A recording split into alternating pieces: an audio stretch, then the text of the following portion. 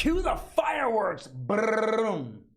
We have another insurance company leaving the state of California. And believe it or not, there is a vice president in this country, Kamala Harris. What did she actually say about the real estate industry?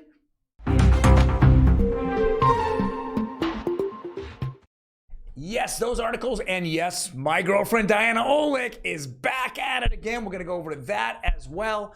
All today on Real Estate Daily. Welcome everyone. My name is Troy, and every day we go over every day Monday through Friday we go over the real estate, housing, and mortgage markets. Now, before we jump into it, if you're out there and you're thinking about selling, and I know there's not very many of you because I do the numbers every single week, and a lot of you are hanging out at home, right?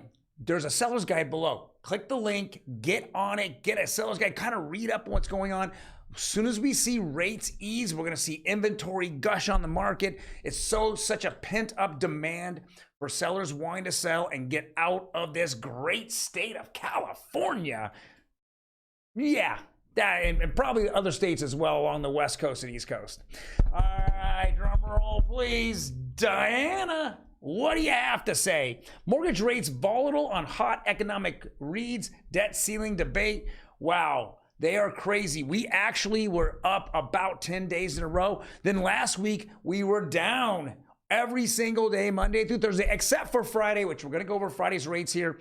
So we're seeing just kind of the craziness that's going on. We're still above 6.5%, but I have a solution for you out there, and I have a secret. Now, I'm going to put a second video out today, and I'm going to go over what that secret is. If you're a buyer, and again, click the link below, get a buyer's guide for free. If you're a buyer, I have a rate that you're gonna die over, but there's a couple of qualifications, and it's probably looking more like the Inland Empire rate. You know, homes are a little cheaper out there, but not much. It's still over $500,000. All right, next article here.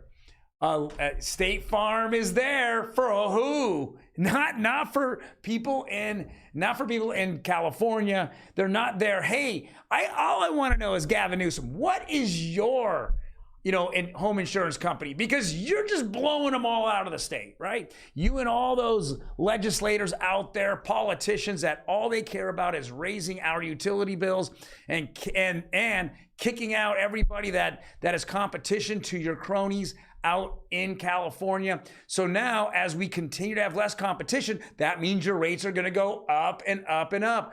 Thank you very much. I mean, so far this year, you've raised what? The gas, utility gas, you raised utility electricity, and now you could care less on home insurance. Are you really trying to make everyone renters? Because you sound like you're on the Biden plan of socialism.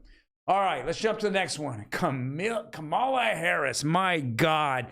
She's been absent for what, 6-8 months now?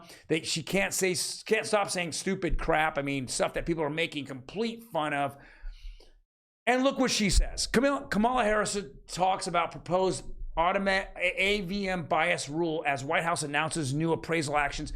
Guys, this is an agenda that is happening right now in our White House and in a lot of other places. They keep saying there's some bias out there. Now, whether you believe it or not, I've been in the real estate industry for about, almost 20 years now, and I've done right around 1,000 deals. Not one time, not once has an appraiser approached me and said, hey, Troy, what is the nationality of the buyer?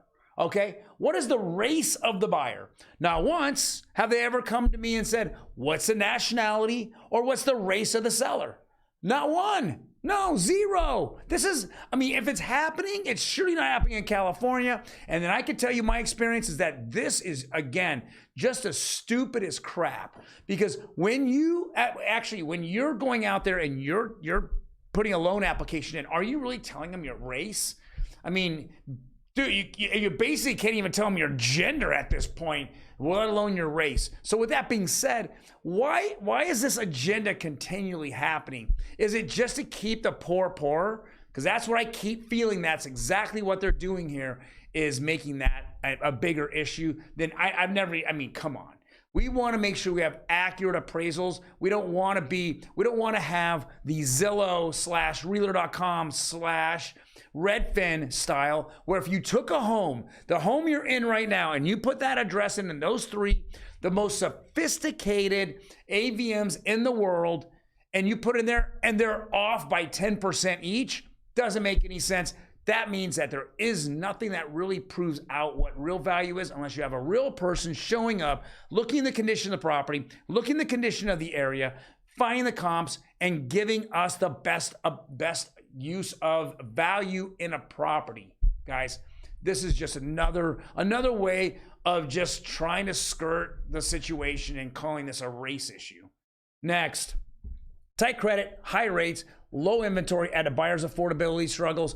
Hey, we're just seeing all the way down. It says it takes now 34.2% of median household income to make the PI, payment and interest payments on a median priced home. That's from Black Knight. Yeah, I mean, it's taking more and more of your money out of your pocket. But again, that's what it is to buy a house. Way back in the day, I'm sure when my parents bought their house, about 25, 30 years ago, and they actually qualified for a loan. It took 35% or 30 to 35% of their monthly income. But as time went by, they got raises, the inflation that the government's caused, right, to raise everything up, which does push up, wages. It turned into a complete nothing burger as time went by. Let's go back. And my parents, 30 years ago when they bought their house, they were absolutely terrified of the $385 payment. Think about that. 30 years later, $385, you spend that with a group of kids at McDonald's on Big Mac, meals. Come on, it doesn't make sense. Yes, is it about today? Of course it's about today. But as years go by and our government continues to raise the debt ceiling and inflation continues to come in and you get raises, what happens? 34.2% becomes 31%, becomes 28%, becomes 25%. I mean, I go back and I look at, some of the you put down, 10, 15%, people were pulling out of their houses because there's so much equity in homes today. Yeah. That affordability now is so much better as time goes by. Don't allow this to affect you. That's what they say. Affordability of buying a home is very high today. Yes, but every time, if you're not pulling money out and then you get the chance to refi, that number goes down significantly. All right, jump into rates here. Rates kind of, like I said, had a little bit of a bump on Friday. Went about 5 basis points for conventional, about 1.5, let's call it 2 basis points for FHA. Saw a little drop in jumbo, which is still higher than both conventional and FHA. So that we're seeing the rates hopefully stabilize. A lot going on, in the next 2 weeks. We're gonna have the Fed come out, and we're having strong job numbers. And like I said, I think that people who got laid off then find a job because they can't afford not to. Unemployment is not going to make the payments anymore.